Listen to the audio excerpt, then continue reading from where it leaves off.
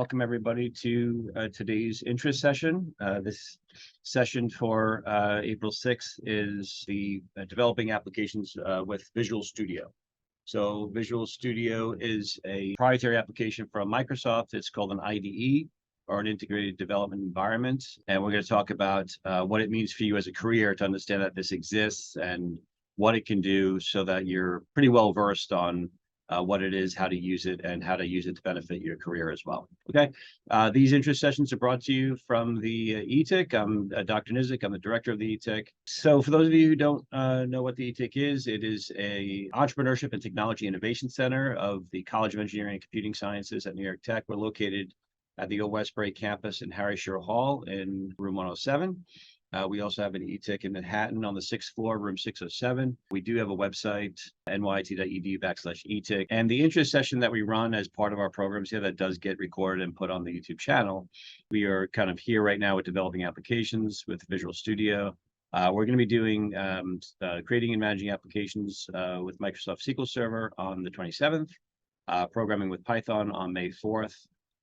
And introduction to Kali Linux on May 11th. We also rescheduled our blockchain seminar to May 18th. That will be, I believe it's actually, I think it's either the day of or the day before commencement. So it's a little bit late, but we are going to do it. And even if you do miss it for other reasons, we're going to post that on YouTube as well. Talk about Visual Studio as a technology and as a career. So whenever you're developing software, whatever language you're using, if it's Java, Python, C++, C#, there's usually an IDE, an integrated development environment that you work in.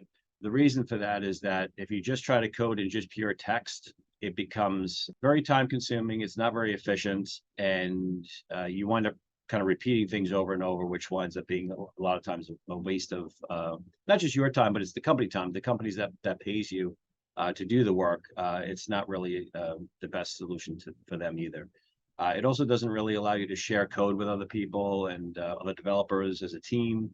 It doesn't allow you to work in an agile environment. So IDEs allow you to work visually a lot of times and kind of take some of the mental stress off of you from coding over and over and over and over and over. And it kind of, your fingers get tired, your hands get sore, your eyes and brain get burnt out, and it's not really good for you, and it's not really good for the organization. So IDEs allow you to visually see, some of your coding and your modules, and kind of helps you to code much more efficiently and a lot faster. So Visual Studio is just one of these IDEs, but it happens to be the most popular and has the biggest market share. Doing this as part of our interest focus today, where in interest, we try to give you technologies that people are hiring for, that they're in demand, that they pay really nice salaries for. But they are proprietary in nature, right? They are things that are not theory-based. They're actually products that have a very specific flavor to them. And this is a Microsoft product. You'll see a couple of things here. I just did a quick kind of Indeed search. And when you do something like a Visual Studio search, they're looking for people that understand a language like a C# language or something of that nature. But they're looking specifically to say that we work as a company, we work with Visual Studio as our core IDE, and they want to know that you know how to do that. So kind of one of these jobs that you see out here is a senior .NET application developer, right?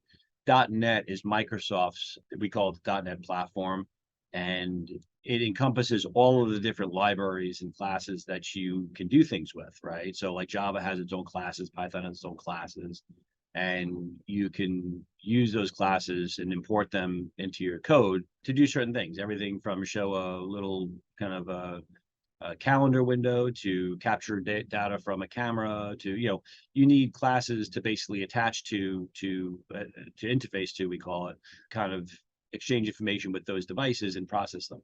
The .NET platform is all of those classes that Visual Studio works with. Right. So basically, whenever you see .NET or you see Visual Studio, they're kind of one and the same because one is the IDE and one is the platform that you're using to build your application. This is a senior .NET application developer, and this is a really lucrative salary. But many of these jobs are also remote too, so it's even more attractive. In the IT world, senior doesn't really mean 20-year experience like a vice president or something like that. It's 3 to 5 years.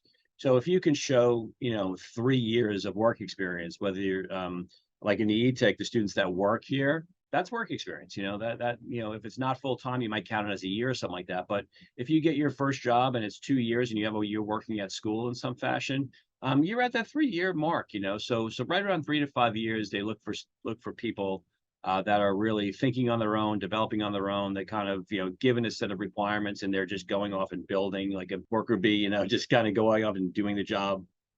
That's what they're looking for. Self-starters, individuals who can actually go and take requirements from some sort of a document, or a single meeting sometimes, and going off and building an application on your own. That's the 3 to 5 year mark. Again, career-wise, if you're coming out of computer science or you're coming out of information systems or something like that, and you learn Visual Studio and you learn the C# programming language, then you're going to be right in there within a few years of working and building apps.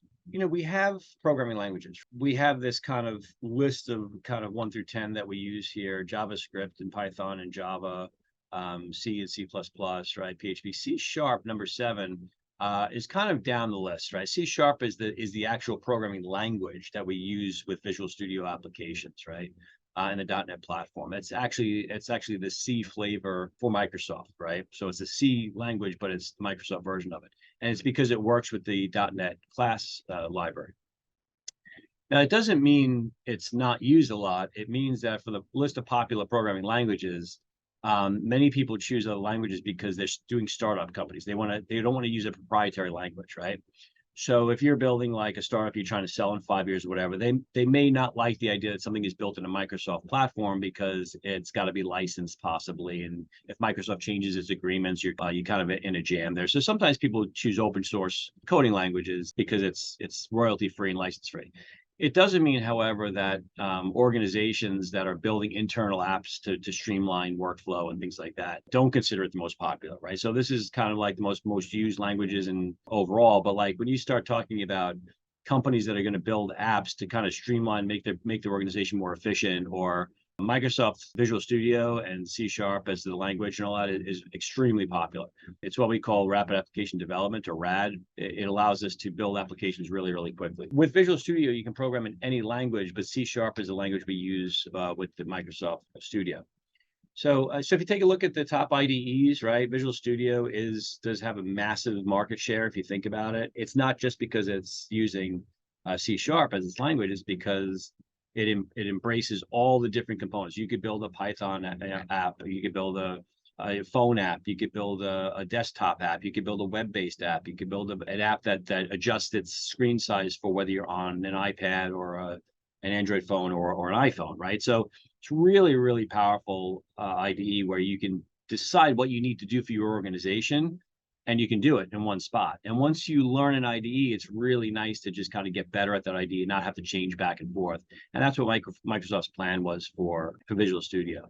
And that's what you see. You wind up seeing there's very specific IDEs for Java and for Python and things like that.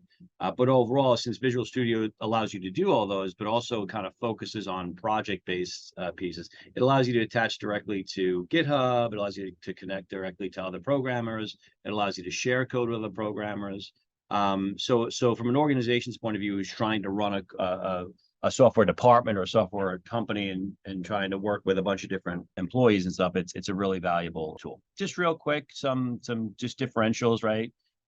When we talk about code, Python and C# and C++ and Java, that's the language of it. The IDE is just the tool that puts it all together, right? So what we're really talking about today is an IDE named Visual Studio, but you can make a whole bunch of different types of projects in that studio. Once you learn the IDE, though, and you become really, really good and efficient at it, when somebody says to you, we need to build a blah, blah, blah app, we need to build a desktop app, we need to build a console app, we need to build a web app, the tool is the key. How quickly and how well and how efficiently can you use the tool to benefit the organization toward its goals? And that's what people look for.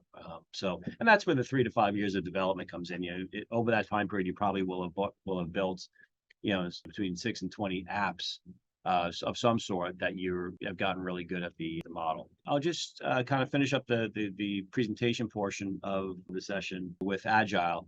So whether you're aware of it or not, whether you know it or not, you are born into, depending on kind of what year you're at, I'm just assuming I'm generalizing some ages and things like that, but you're basically born into the agile world, right? I evolved into the agile world over my career, but you're kind of like going to be going into your career in the agile environment. Agile is, a way of looking at code development, looking at software development with a couple of different facets involved that weren't looked at historically. So in the agile world, people want you to work with other programmers, not just sit in a corner in the back of an office and program everything yourself, right? And be the only one who knows that code. They want you to work with other developers, and they want you to share code and teach each other, and they want you to grow together, right? They want you to become more powerful as employees, and they want you to kind of help each other, right? And they also want you to work with the customer. So a customer signs a contract with you, and they want you to work with your programming team, but they want you to work with the customer too. So as you're making changes and as you progress, the customer's agreeing to every part of it. Yes, yes, yes, yes, yes. No, change this, change that, right? And of course, the third part, because I mentioned the word change, is embracing change, right? So those are the three core tenets of Agile that are really important, is that you embrace the change that the customer is requesting, right? So you have to be careful not to change the scope of the whole project because the company doesn't like that. But on the same note, if the customer's not happy at the end, they don't use the software. That's kind of, there's nothing you can do about that, right? You've made the mistake earlier on, but by working with the customer and embracing change, you can have a higher percentage of probability of meeting the customer's goals and getting paid at the end. All right, so again, we work with Agile today in the software world, and Visual Studio is designed around a lot of those core tenets so that you're able to do what Agile is promoting that you do. The other thing I'm going to finish up with before I do the demo is understand that everything you're going to see today, Visual Studio, is Visual Studio Community. It is a full version of Visual Studio, but it's free to download. It's the same version that you would be using in an enterprise environment. The difference is it doesn't allow, 150 programmers to work together. It doesn't allow certain things like that. Other than that, you wouldn't know the difference if you got an enterprise version, which costs, gazillions of dollars, versus work on the community version. Everything else is really, truly the same.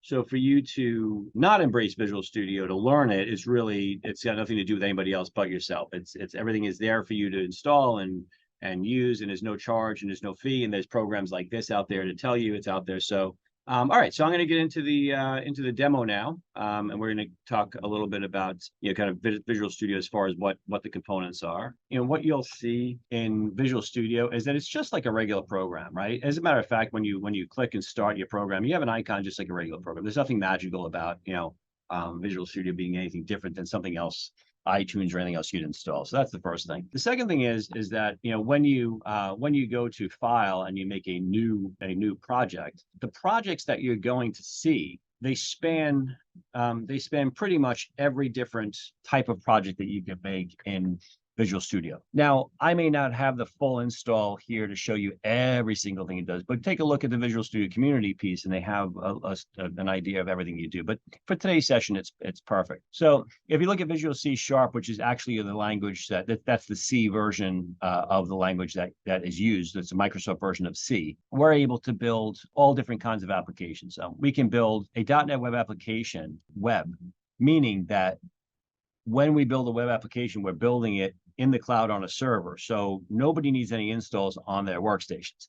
They could just open a browser on a tablet, on a phone, or on a workstation, and they can get the same application anywhere in the world. That's mostly what people are asking for today, but there's a lot of times you need a local console app because you're looking to do certain processes on a server, or you're looking to actually attach to a USB connection to a device. So you always need desktop applications, but it used to just be only desktop applications. That's all we used to have. We never had web-based applications.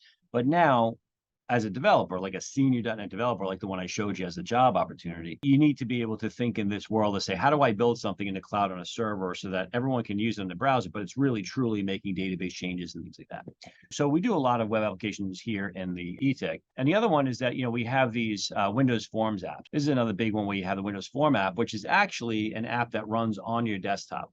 I'm going to show you how to make two different apps. One is a web-based app, and one is a Windows Form app. So you have one that would run on the desktop, one that would run on the cloud. The third one that I might be able to do is a console app. And the console app will actually do everything that you would want to do, but it does it without any kind of interface, right? So if you want to write a program that literally goes and does 600 steps that you would have to do normally, right? Copying folders, deleting files, and whatever it might be, you can make a console app that'll run behind the scenes. As soon as you start it up, it'll run. It'll do everything you're doing. It's like scripting, but you're creating an actual executable or distributable that you could send someone. Be like, here's this file. Everything I do for you every week that takes me 6 hours is in this one file. If you run it, you could do it yourself, right? It's a very powerful concept.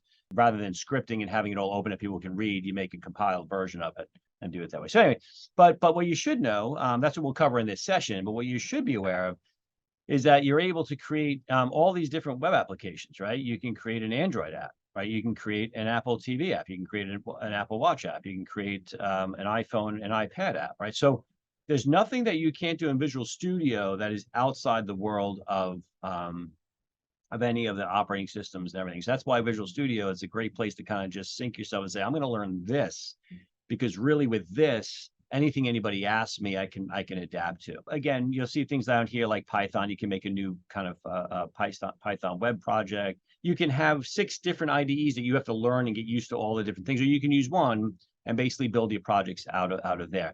Now, once you build these products, they're also available for all kinds of different collaboration. There's shared portal access. So I can use Visual Studio as long as I'm logging in with my particular Microsoft login and you're logging in with yours and we're part of a team. We literally can see everything each one's doing. I'll work on this, you work on that, let's test it together. And it's a very nice kind of collaborative environment too, right? That's Visual Studio. Let's build a web application, and we're going to call that web application interest demo, right? So interest underscore demo, we're going to call that. Now, if you notice, you can choose your .NET framework here. So you can build one, and you can build an application in an early version if you know that people are working on an old server and they didn't upgrade yet and whatever. You can choose what you build your application in and do that. We're going to choose the latest, so it's a much more fun demo, but you can choose that. And when you do that, the interest demo application, I think I have to do interest demo. Let's just do 2, interest demo 2. And we're going to choose something called web forms. You have a couple of different things. You can build a web API. You can build a model view controller application. You could just choose an empty one. Web forms actually gives you a couple of different templates to start from. So it's usually where we start from here. And then you choose web forms. It's interest demo 2, and you choose OK. And this will build a project that the project will work all locally, and it'll have all your open files and everything else. It'll have your source code and everything. But eventually we publish that in the web application, we publish that to the web. So so here, you notice what happened. It created a project called Interest Demo 2. We have a bunch of different like base pages that it would assume that you would want in a web app, right? So it has a bunch of different things that we can do. And what it comes with, an actual compiler, but it's in a web application. You want to see what it looks like in a browser, right? What will it look like on a phone? What will it look like on an iPad? What will it look like on Chrome? What will it look like on Explorer? What will it look like, on Firefox, right? So you have the ability, based on what plugins that you choose here, you can actually go and choose an emulator that has all the different types of emulators that you might want to have. So you can choose an emulator and install it for your purposes or for your project. You can choose an emulator of an iPhone. You can choose an emulator of an Android phone, right? So you can see what your app's going to look like on the iPhone, right? It'll actually show you, brings up a little iPhone and shows you. We're just going to choose Google Chrome. And what will happen is that it compiles all your source code and then brings up your application in a browser. It is a real browser. It's not like it's a fake browser or anything like that. And there is a little mini web server built in to Visual Studio. So it's really truly running on a local web server. So this is actually the website that we just created, the actual project we just created, just did all this for us. Like, this is the rapid application design concept, right? This concept of having these, contact, about, home, application name. Now, if we had a web host already, so say we had an Amazon account, Amazon Web Services account, or say we had a Verio account, or say we had a GoDaddy account, whatever it might be, you usually get an IP address, a username, and password. But anything you want to upload and publish, like anything you create, you have to publish it to that IP address, a folder within that IP address, and then you have to give it the username and password to make sure they have permission to do it. But essentially, this is what you're doing. You're building an application here, and then you're like, I want the world to see this, meaning the entire world. So you want to basically build the application, and then you want to send it. Once that application is created in Visual Studio, we simply go to publish, and in publish, it's going to ask us, like, what do we want to do? Do we want to publish it to a local IIS server? Do we want to publish it to an app service? Do we want to publish it to any of our virtual machines? Maybe we want to publish it to a direct folder on our machine, because we all are also a web server. That's possible too. But basically, once you choose your service and what you want to do, you can basically like create a profile. It'll ask you, it'll ask you what you want to what you want to call your service. So what happens is you choose how you want to basically load this, and then once it's there, it becomes a profile. Once it's a profile, every change you make, any code change you make that you want, like 1,000 users or 10,000 subscribers or whatever it is, whatever you have for your website, you make those changes, you publish it, and they have it. There's no updating local machines. There's no updating individual kind of like hosts or whatever it is. It's just, that's it. You update it, you publish it to your server, which everyone's looking at, and that's it. Now, I always get excited about this when I talk about it, because I came from the world where that didn't exist.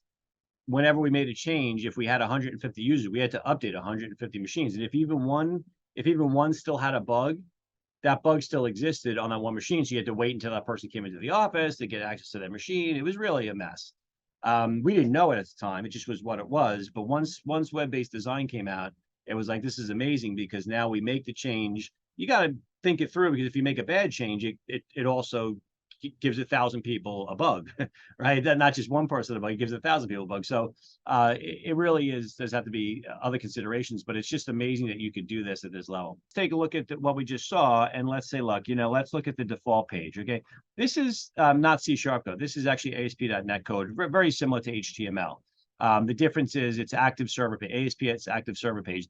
The browser, I'm sorry, the web server, IIS in this case, even Apache to some degree and other applications, it looks at active server pages as active code, meaning it'll do different things with it that are very more dynamic. Static code is like HTML, where it just takes whatever it is and displays it to you. Active server page will actually run code within that page.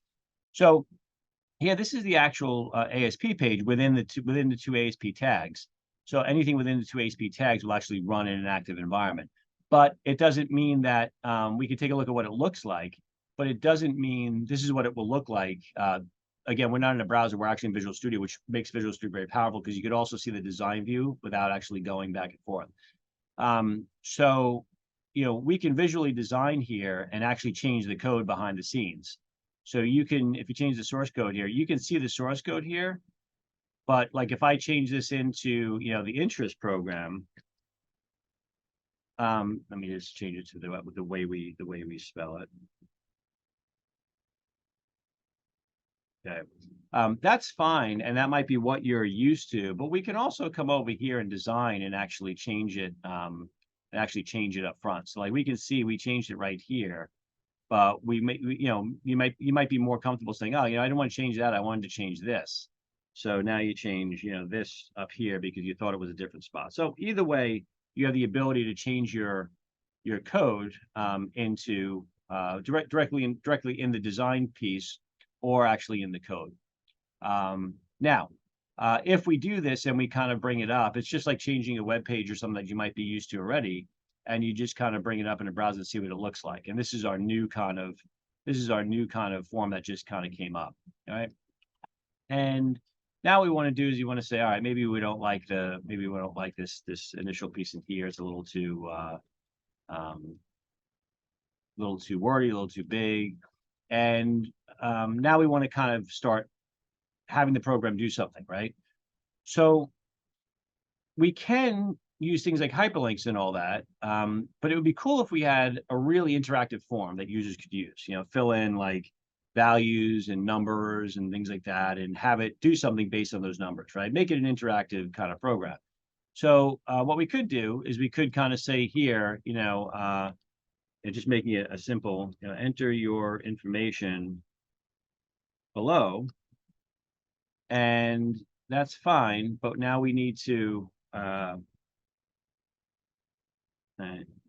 now we need to actually capture information, right? So now what we can do is when we go to the toolbox down here, now we start seeing all kinds of tools that Microsoft Visual Studio allows you to use, right? So we see things like bulleted lists and buttons and calendars and checkboxes, right? Anytime you build any app in Visual Studio, these same tools exist for you, right? So once you learn them and once you learn how to code behind them so they do something that you want them to do, you don't have to relearn them every time for different languages and for different IDEs and stuff like that. You learned them already. So now when you want to build an app of a certain type for some reason, it's easier to do. So let's come down here and let's put in a text box here, and then let's put in another text box down here. Let's put in a drop down list next, and we'll bring that down.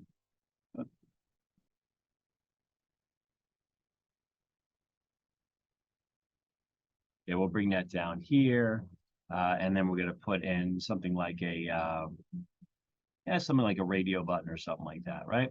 And we want to have that radio button. If you notice, every time you select an object, the details over here will change. So you can kind of say that this is called radio button 1, but the text we want that to say is called, yes, no, or something like that, whatever it might be. You want them to ask, answer some question, okay? And that will change, right? So right away we start getting information where ASP.NET and the .NET framework allows you to put these objects in so that these objects will now start behaving in a certain way, right? So now we can have a drop down here and we can check off yes or no. And right, so now all of a sudden our form behaves a certain way. Now what we have to do is figure out what we want to do with that information down there. And as an example here for the drop down, if we click on something like edit items, we can add a bunch of items in here and say something like choice 1. Let's just say Nassau County, right?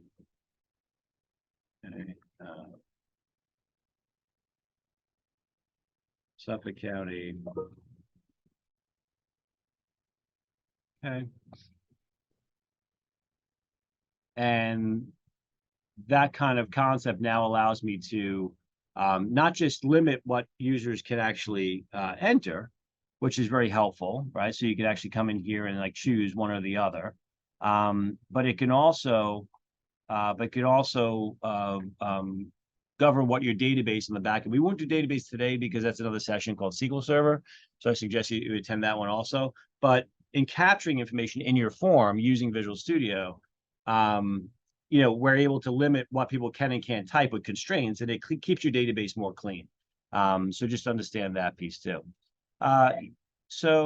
Basically we have this ability to capture information this way and limit the information that we have here. Let me just put this on hold there. Okay, and yep. So now let's take a look at what we would do in this situation. We would basically go to our solution and we would right click on interest demo. We would publish it. Then we would choose our profile for where we want to publish it, GoDaddy or whatever it is. The point being is that once you have your program created in Visual Studio, in this case, it's a web design piece. Once you have that created, when you make those changes and you publish them, that's it. Like 11 billion, 22 billion, however many devices with browsers on them on the internet, 22 billion devices or whatever have access to that code because it's centralized, right? So it's really powerful. When you do your first one and you start saying like, wow, everybody in the world can get to what I just created, it's pretty powerful. You start to see it right away. And it's also a little cautionary tale too, that once you do publish something, it is literally out there. So like you want to be really careful that you didn't make any mistakes, that you didn't release any information that should have been released and all that. So you have to be careful that way as well. Let's take a look at the C# code, and let's put another text box in here. And we're gonna we're going to make this one a long one. Okay. And we're going to call this one text box 3. We're going to name this one. We're going to call it full name. Okay. So we're going to be able to identify this particular object. We're going to enter this box instead of text box 1. We're going to call this first name. And we're going to take text box 2 and we're going to call this last name. Okay. And right. And what you want to be able to do, right, with any code is basically take information that you're collecting and do something with it, right? You don't want to just have people type it in, it goes away. You want to do something with it. So this is a quick example. We do all that in stuff in code behind. We call it code behind. It's the code behind the form, right? The code behind the design. The design in the form is simply what shows on your browser. The code behind is what is actually running when you interact with it. Okay.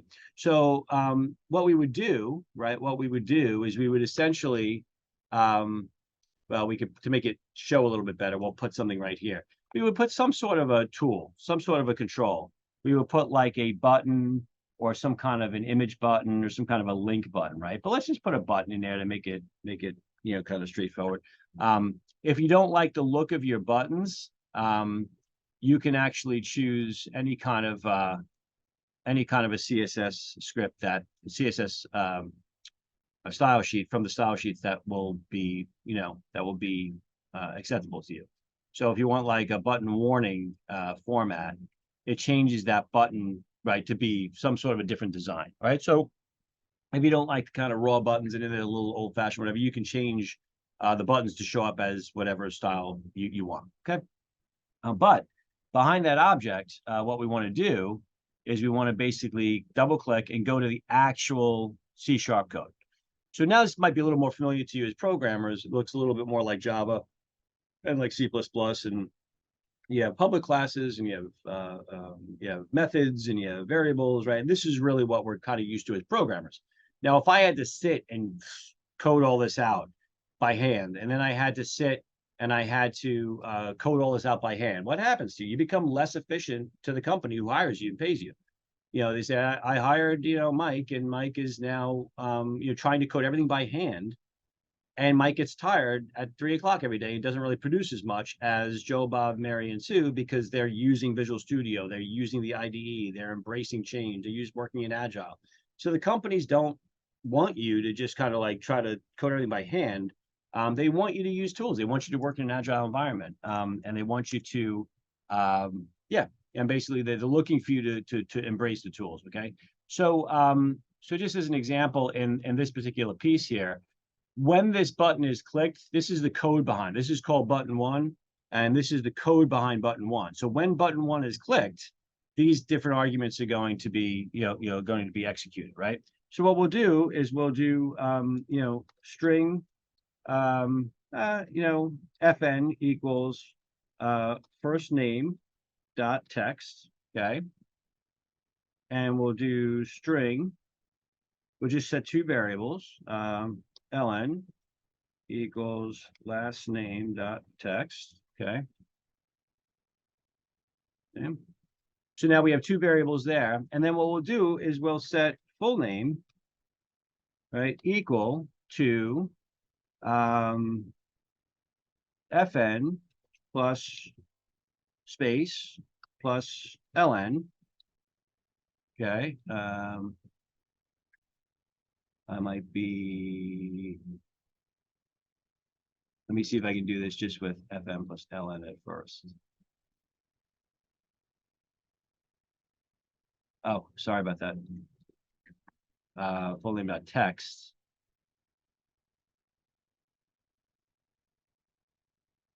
Sorry. So we're setting the full name field, the text of the full name field. I missed a parameter there. And that's not going to happen automatically.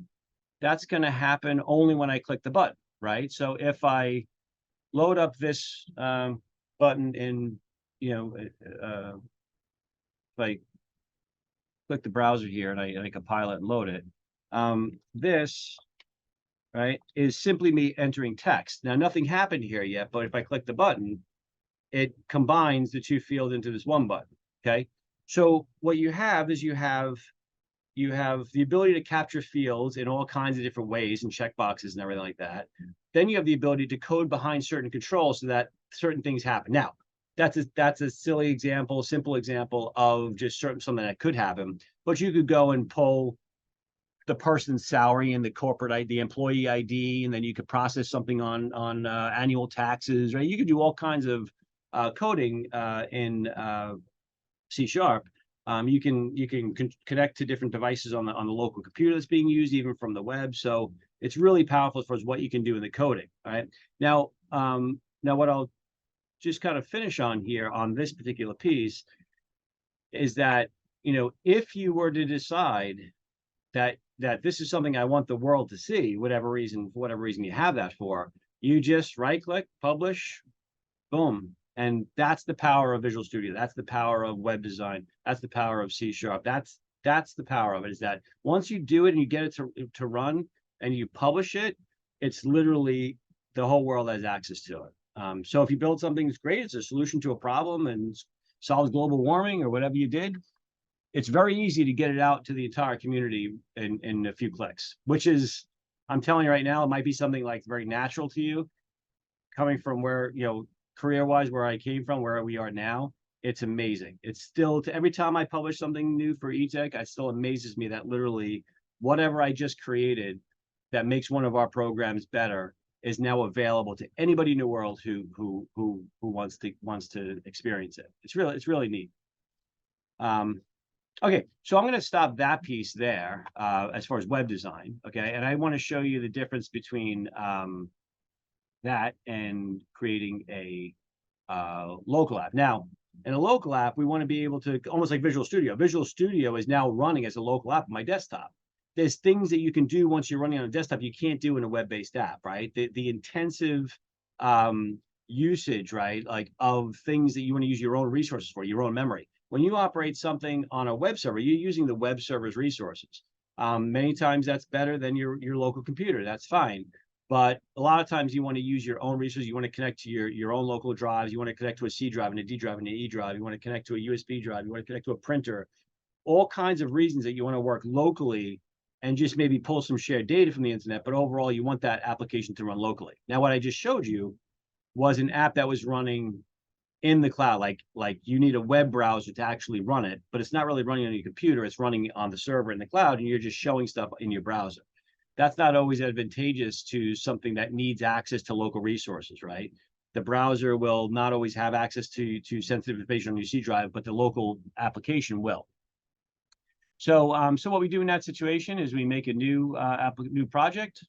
We are going to make a new Windows Form app, just to make it simple. We're going to call it Interest Demo 2, but this is not Interest Demo 2, the web app. This is Interest Demo 2, the web forms app. And we're gonna have to do 3 because it's seeing the project name that we just did before. So we're going to say Interest Demo 3. And very similar to the creation, except now what you see is you actually see more like a Windows application, right? So once we have our startup window here loaded, we can change the size of it. We can make a real small app, a narrow app, whatever it might be. We can pop it up this way, and we can basically go to the properties of the form, and we can kind of change certain things, right? We can start the position of the form. We can tell it where it is. We could have a Windows. We can start it off being minimized or maximized. If you want to pop up a window, have it do something, and then go away, you can have it start minimized and close itself. So there's all kinds of things you could do, but this is a program that's going to run on the local machine, right? So here we have the text is called Form 1. We want to call this Interest Demo 3. Windows Form app, right? Okay, and that changes the name of our window up here. And generally, when we work with Windows Forms apps, we want to work with panels. And the reason you want to work with panels is because that panel allows you to put things that are related to each other in that panel. So if I go to the tools section here and I say, all right, I want to put in I want to put in text box 1, and I want to put in text box 2, and I would have been text box 3. If they all relate to each other, that's fine. But if all of a sudden the whole section does not really belong there, what you can do is you could take the whole panel and move the whole panel around. Otherwise, you gotta excuse me. Otherwise, you got to drag each and every item over individually. It's very frustrating. So usually what we do is we excuse me, we work with panels, and that keeps all of our information set. All right, so I'll move this panel down here. I'll put another panel up here for like kind of the header information of our form. And if we want to put in something called a label, we could put a label up here, and that label we want to say, interest demo 3 calculator, right? And what we do is once we do this, we can change some of the formatting of this. We can go down to the fonts, the actual text information, and we can kind of go in here to the fonts, and we can make it larger. We can make it a 28 font. We can make it bold, right? We can change it that way, and this becomes part of our our program. Now, if I kind of change my just align some of my numbers here, and let's say I come down here and I do the same type of program that we did before, but this time we're going to actually add some. This time we're actually going to add some numbers together. What we could do is, let me drag a button down here, and we'll say something like, we'll change button 1 to calculate, right? Okay, so now instead of a web browser, notice we don't have a web browser anymore. We actually have the button start. So this will compile it, and it'll bring it up like the real program, right? So this is how the real program will load. Now, to give you an idea of why this is a little bit different than something you may have seen in the past, this particular program is now considered an EXE, an executable.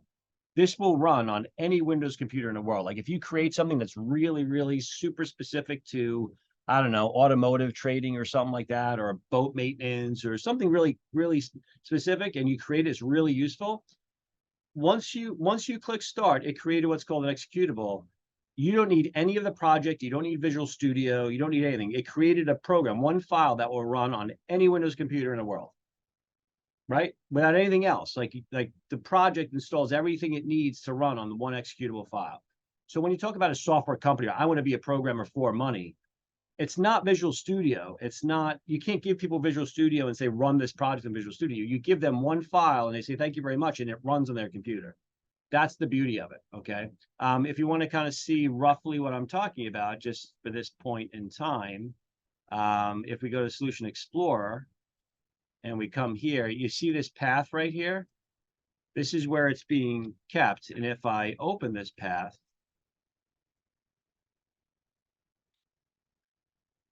okay, if I open this path and I simply go to the folder, okay? If I go to the folder and I go into the actual project folder, and I go into something called bin, the binary. In bin, there's a folder called debug, okay? Interest demo 3 is the executable, okay? So if you look at the details of the executable, it is an exe file. It's an application file. That means if you're familiar with magic number and an executable, a computer looks at the magic number and says, this is the operating system it should run on. I'll just show you what it means. If I put this executable on my desktop, okay, it has nothing to do with Visual Studio anymore. Nothing at all to do with Visual Studio anymore. It's a single file that I just put on my desktop. It's got nothing to do with it. But if I load it, there's my program, okay? So the idea is you want to create applications in an IDE, Visual Studio, with other programmers and make it all work and talk to each other. But at the end, you want to distribute. It's called a distributable. you want to distribute your software to somebody who's going to pay you for it, right? But meaning usually you're going to work for somebody, they're going to pay you, but then they're going to charge somebody for that's how it works. So let me go through. I'm going to name this particular field, instead of text box 1, I'm going to name this, I'm going to name this val 1. I'm going to name this one val 2. I'm going to name this one total. Okay, and then here, I'm going to say, all right, when I click this button, I want to do val 1 dot text, okay, is what we want to get the information is. And what we're going to do is we're going to say, basically, we're going to say double val 1 temp equals convert dot to let's see if we can do it this way.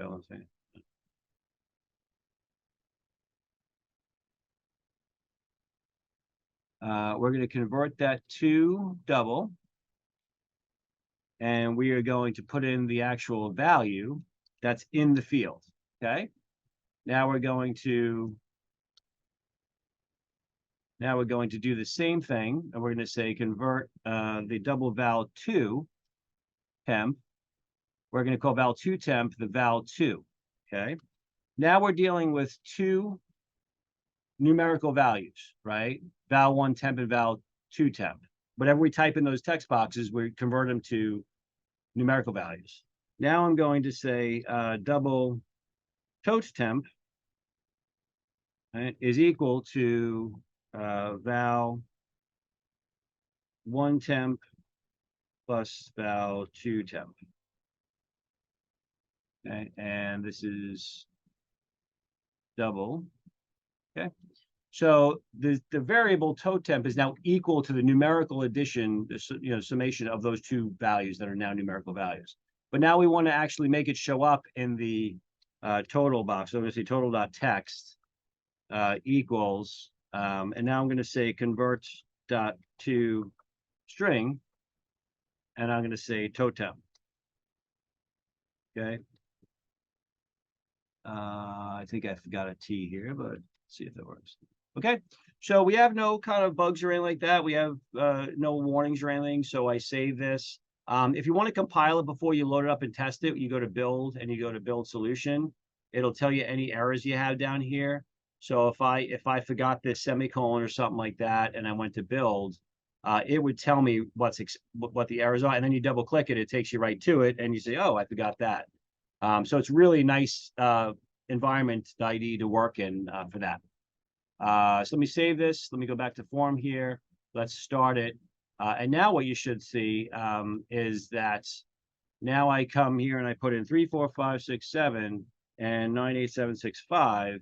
And when I click calculate, it actually gives me the sum of the two, right? If I just did add the two values, it would still work, but it would concatenate them. It would take the value of one and put them together in a string. But since we converted them to numbers, now it adds them together, right? So it's very powerful. And the beautiful thing about that is as you make that change, let me just, as you make that change and you reload, excuse me, as you make that change and you reload, oh, I think I need to recopy this out of the folder here and paste it. So I'm going to replace this anymore. Okay. So now this new desktop item is the new updated version. And what will happen is that as we type it in here, okay, again, it still works, but it's got nothing to do with Visual Studio. I can now give that executable to anybody in the world and they would run it. They would get the same results on their local desktop, right? It's more streamlined to do it on the browser and to publish it because they're just using your browser to look at it. But many times the only way to solve a problem for somebody somewhere is to make a local desktop app, so it can use local drive resources, so it can use local network resources, or it can use local printer resources. So sometimes it's the only option.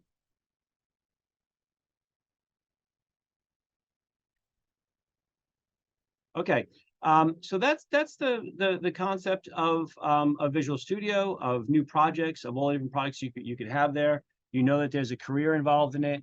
You know that there are expectations and there's things that you're going to want to, be able to demonstrate. But overall, that's what I wanted to make sure you were aware of in our intro session today. So we have, we're kind of at our time, and hopefully that was a great exposure to you, for Visual Studio and where it lies in your career path. Okay. I hope you enjoyed the session.